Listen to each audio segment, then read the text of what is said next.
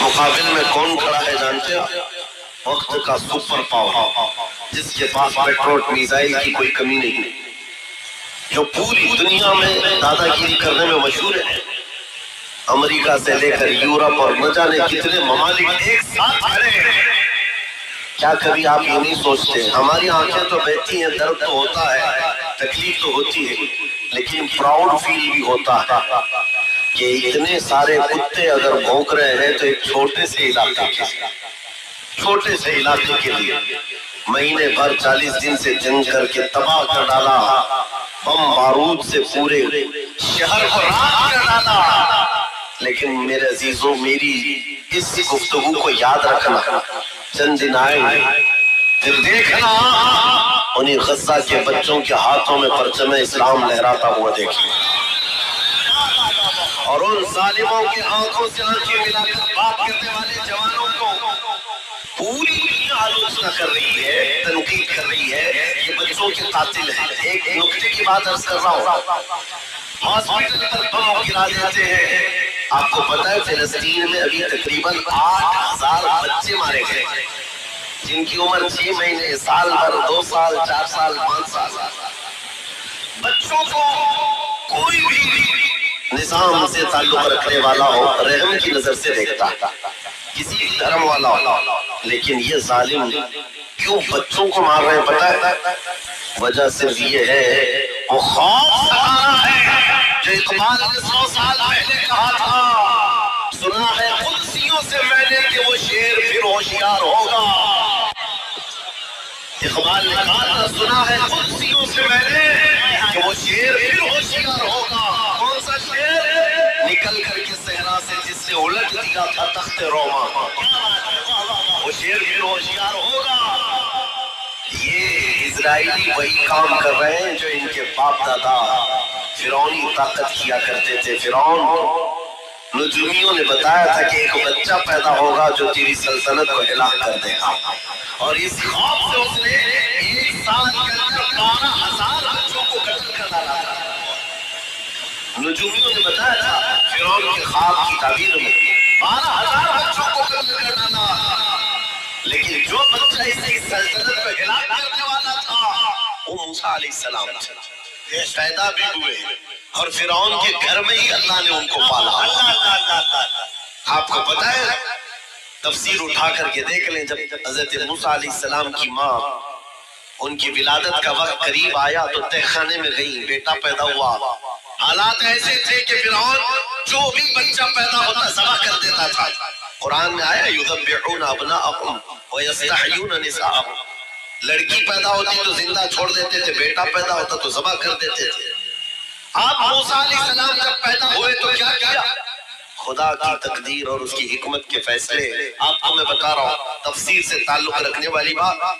اللہ تعالیٰ نے موسیٰ علیہ السلام کی ماں کے دل میں یہ بات ڈالا کہ ایک لکڑی کے صندوق میں ان کو رکھ کر کے دریا میں بہا دو، اور ربطنا علی قلوب، اللہ تعالیٰ فرماتا ہے کہ ہم نے ان کے دل کو باندھ دیا، مضبوط کیا۔ کس کو؟ حضرت موسیٰ کی ماں کو۔ انہوں نے ایک صندوق میں موسیٰ علیہ السلام کو رکھا اور دریا میں بہا دیا۔ موسیٰ علیہ السلام کی بڑی بہن بہتے ہوئے صندوق کا پیچھا کرتے ہوئے جا رہی تھی، دیکھ رہی تھی کہاں گئے ہے صندوق، سیدھے فرعون کے باغیچے کے کنارے جا کر لگ گئے۔ فرعون کی اولاد نہیں تھی، فرعون کی بیوی وہ باغیچے میں ٹہلنے آئی تھی، دیکھا ایک صندوق آ کر لگا ہے، گلاب جیسا حسین بچہ ہے، اٹھا لیا، پیار کیا اور لے کر کے آئی۔ فرعون سے کہنے لگی کہ ہم اس کو اپنا بیٹا کیوں نہ بنا لیں۔ پہلے فرعون تو ڈرا کہ کہیں وہ میری سلطنت کو ہلاک کرنے والا بچہ یہ تو نہیں ہے۔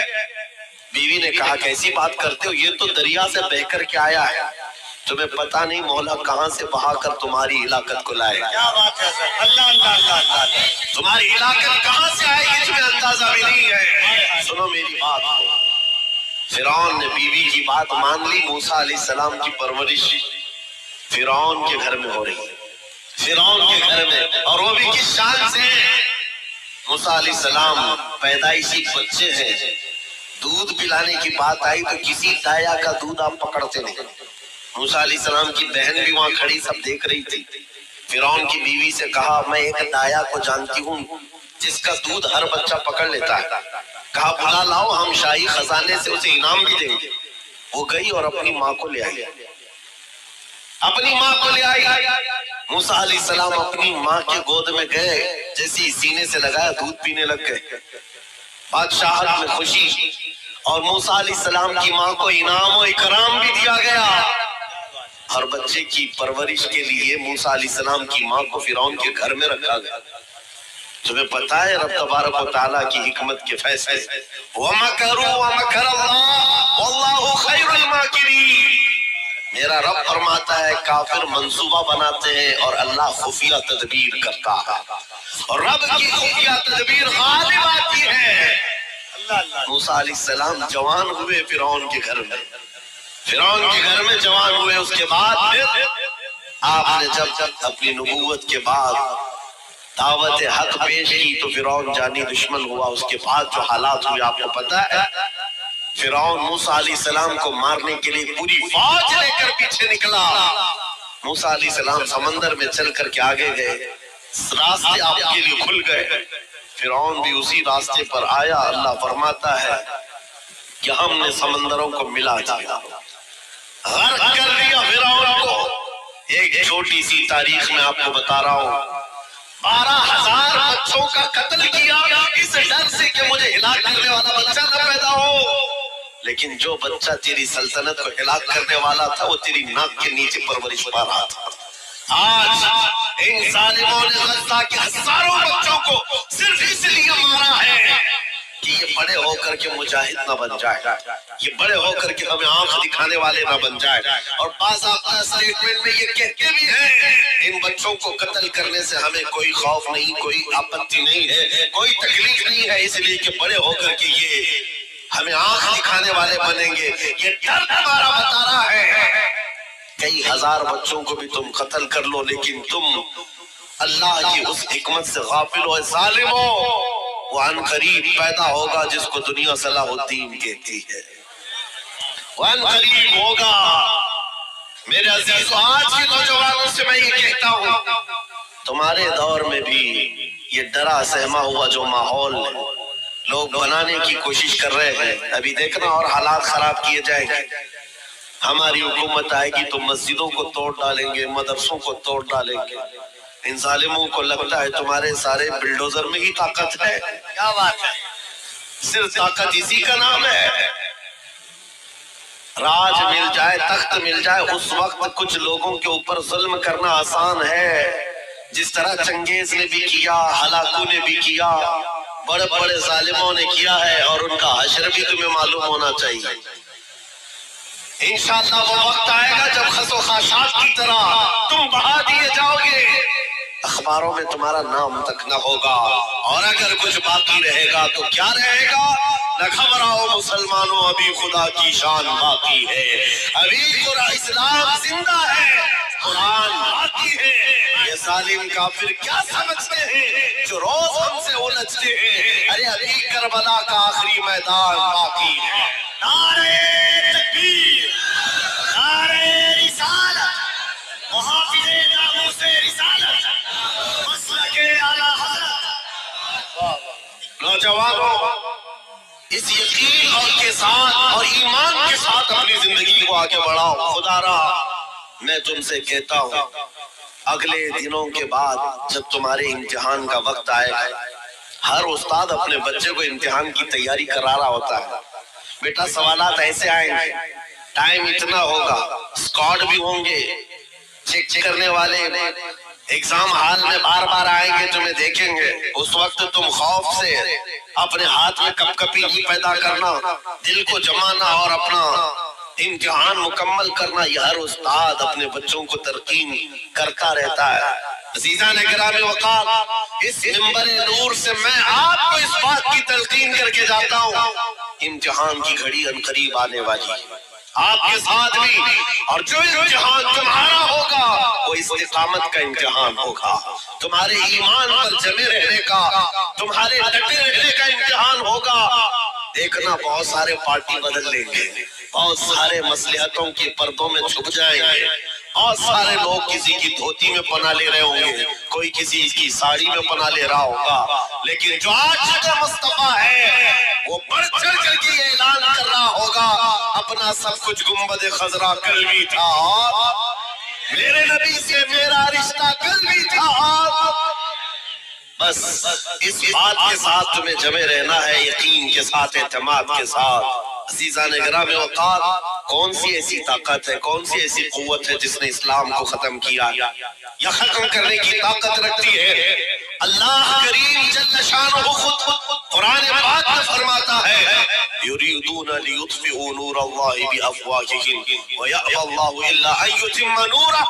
اللہ فرماتا ہے یہ ظالم اپنے منہ کے پھونکوں سے اسلام کے چراغ کو بجھانا چاہتے ہیں، اور اللہ تبارک و تعالیٰ اس چراغ کو مکمل کر کے رہے گا۔ دین اسلام، ابھی آپ سن رہے تھے، اسلام تھا، اسلام ہے، اس کے ساتھ کچھ نہیں ہونا ہے، آپ کا امتحان ہونا ہے۔ ہمارے مرنے کے بعد اللہ تعالیٰ اس دین کی حفاظت کے لیے اوروں کو پیدا کرے گا۔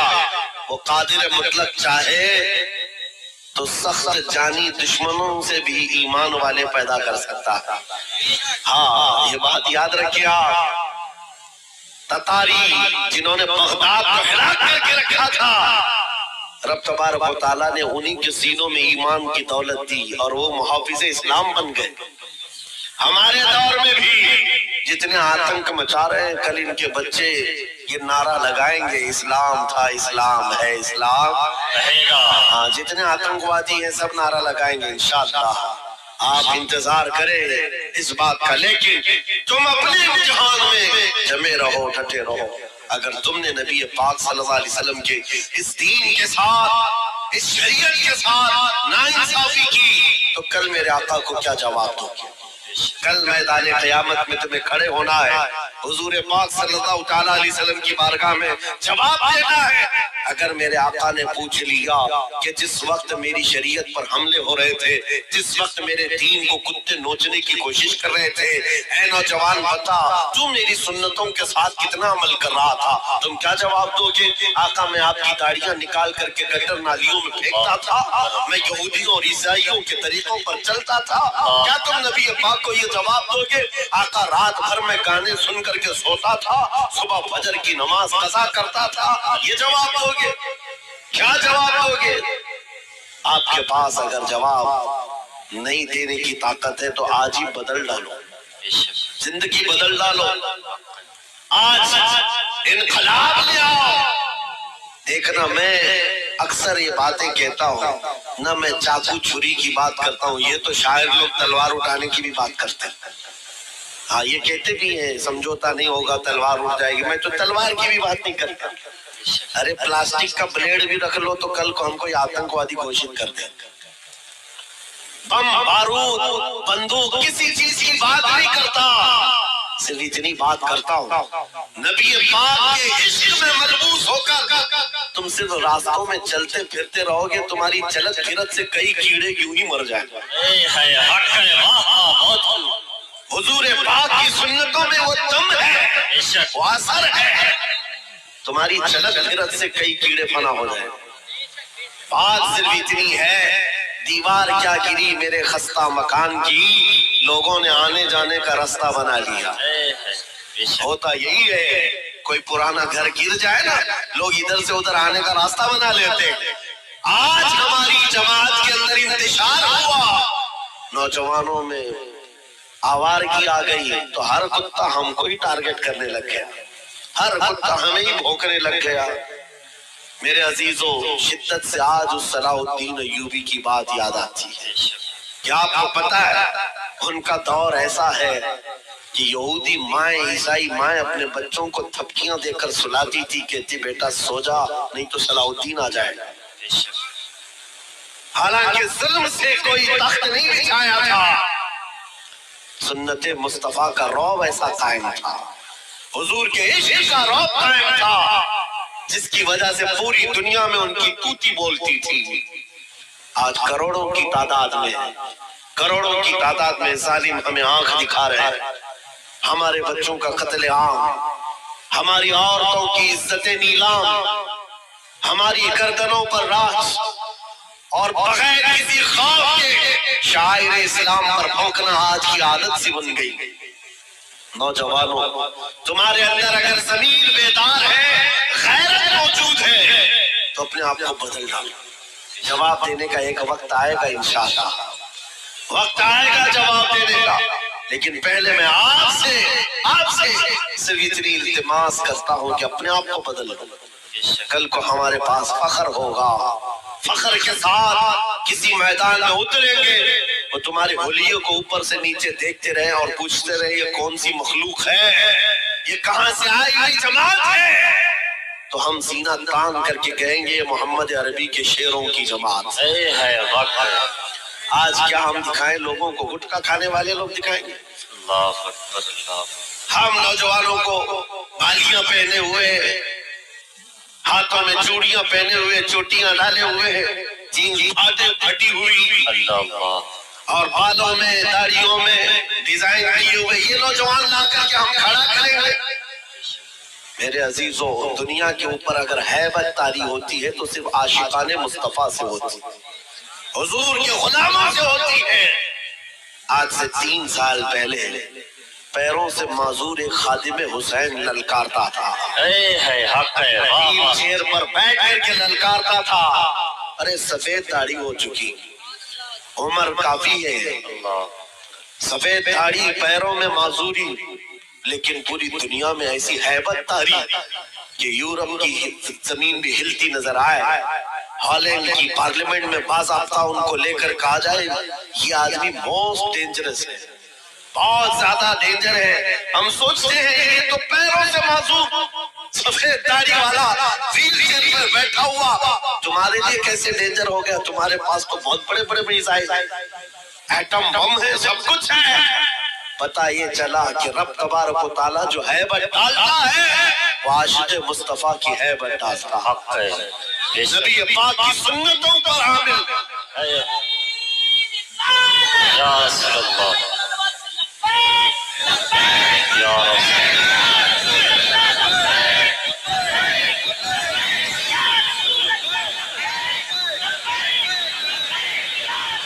सैयदना उमर इब्न खत्ताब रज़ियल्लाहु ताला अन्हु का दौर है।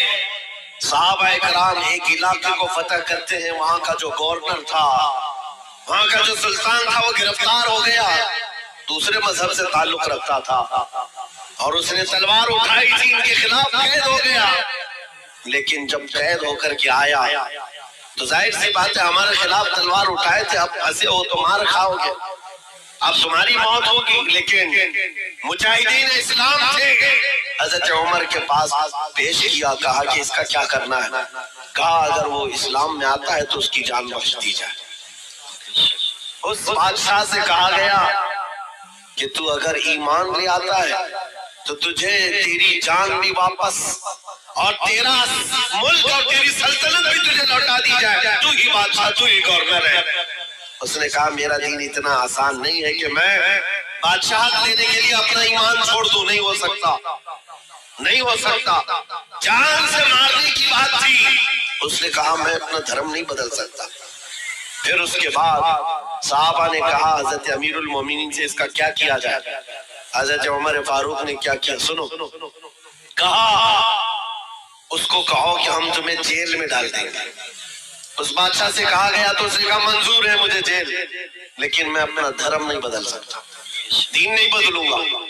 हजरत उमर ने कहा जेल में डाल दो और 10 सहाबा को भी उसके साथ जेल में डाल दिया, इनका कोई कसूर नहीं था। 10 सहाबा जवान थे, नौजवानों तवज्जो से सुनो, उस कट्टर दिल बादशाह के साथ जेल में डाल दिया।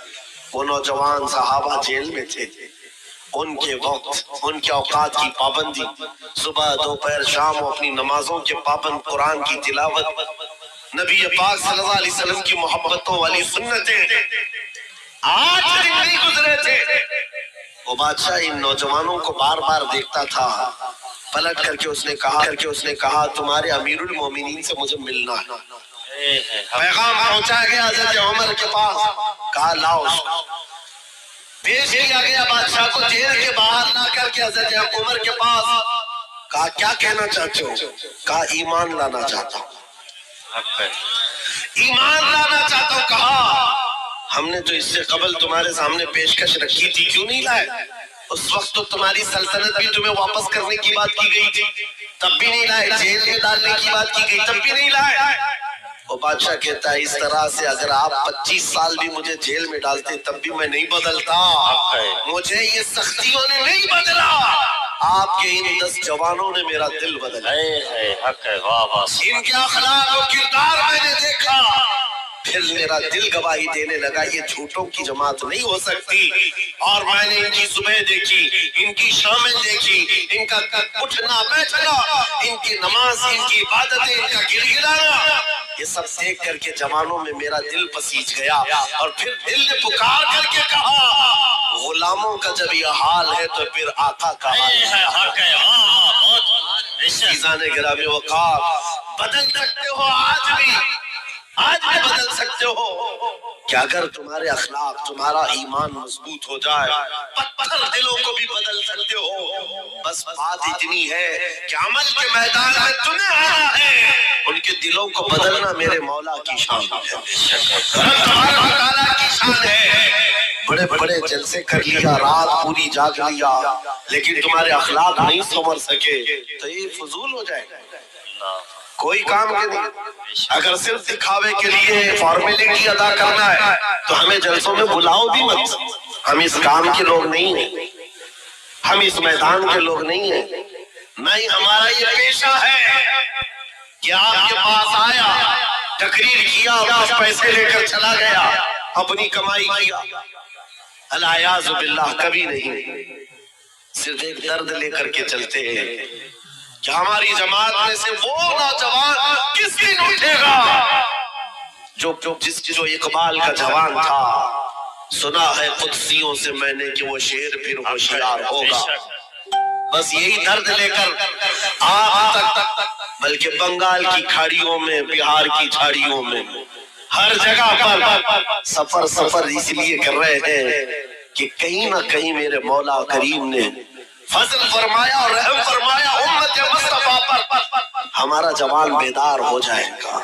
ان کانوں کو یہ لات مارے گا، یہ سارے مجرے کرنے والے اخلاق کو ٹھوکر مارے گا، اور کھڑا ہو کر دنیا کو بتائے گا میرے نبی سے مجھے اتنا پیار ہے کہ تم اگر ننگے رہنے پر فخر کر سکتے ہو تو میں میرے مصطفیٰ کی سنتوں پر فخر کروں گا، اگر تمہیں چوٹی رکھنے پر شرم نہیں آتی تو مجھے داڑھی رکھنے میں کیوں شرم آئے؟ حقیقت بول رہا ہوں یا نہیں؟